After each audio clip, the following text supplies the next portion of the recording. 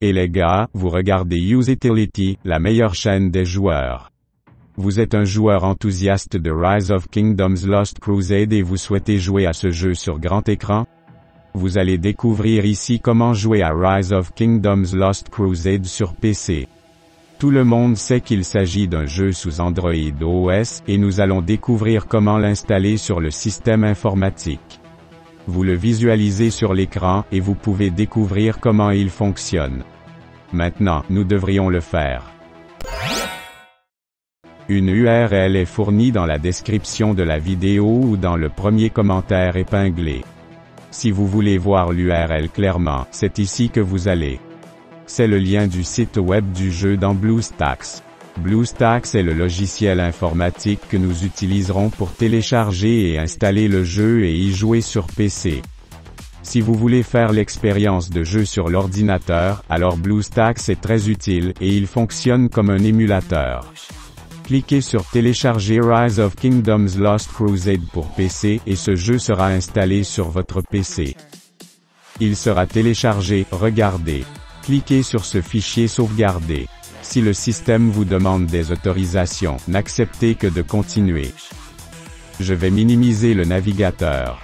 Nous pourrons ainsi mieux visualiser le logiciel d'installation.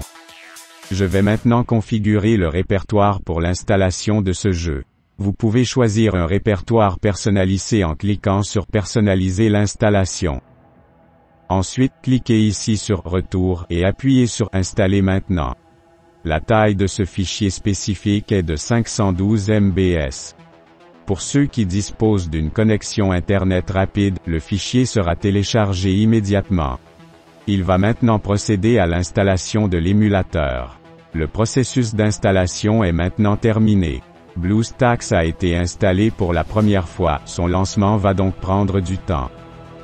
Ne manquez pas de regarder la suite. Voici une option pour Google Play, se connecter. Vous devez cliquer ici. Lorsque vous cliquez dessus, vous devez saisir les informations nécessaires pour vous connecter à Google Play. Se connecter à Google Play sur cet émulateur est très simple. Nous avons clairement défini cette étape facile, nous la passerons donc dans le tutoriel vidéo.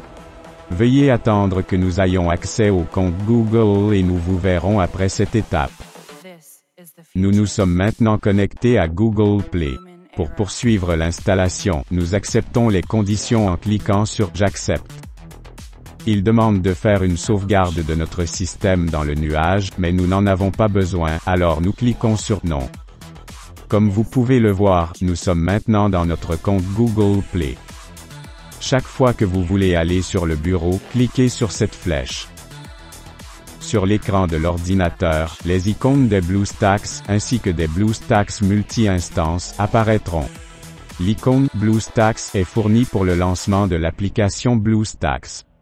Maintenant, pour installer ce jeu, nous allons appuyer sur cette icône. Il est temps d'installer Rise of Kingdoms Lost Crusade sur un ordinateur portable ou un ordinateur de bureau pour que nous puissions facilement jouer à ce jeu passionnant sur un écran géant. Pour cette raison, je vais ouvrir Google Play dans BlueStacks. L'installation de Rise of Kingdoms Lost Crusade commence, le jeu est téléchargé. Une connexion Internet plus rapide est conseillée pour terminer le téléchargement instantanément.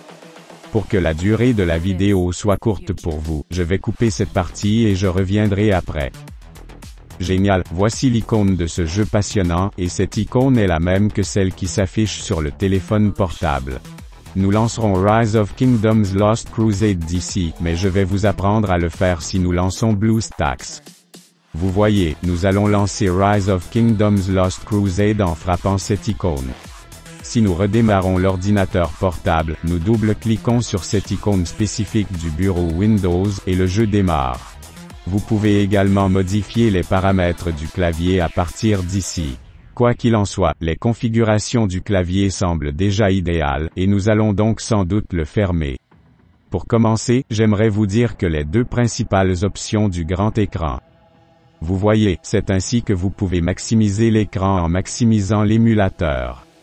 Cette option est tout à fait appropriée pour les personnes qui souhaitent obtenir le grand écran mais pas le plein écran à 100%. Comme nous voulons un affichage 100% plein écran, nous devrons cliquer sur la touche F11 pour entrer en mode plein écran, et même appuyer sur F11 une fois de plus pour sortir du plein écran. Une fois que vous aurez commencé à jouer en mode plein écran, vous pourrez mieux vous concentrer sur le jeu.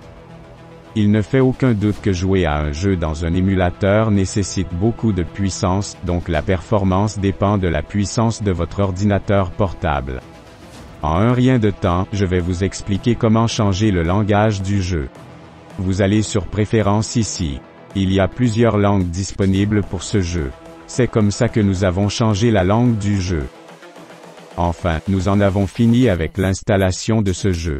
Nous continuerons à publier des informations utiles pour vous tous. N'oubliez donc pas de vous abonner à Usetility et de donner un coup de pouce à cette vidéo.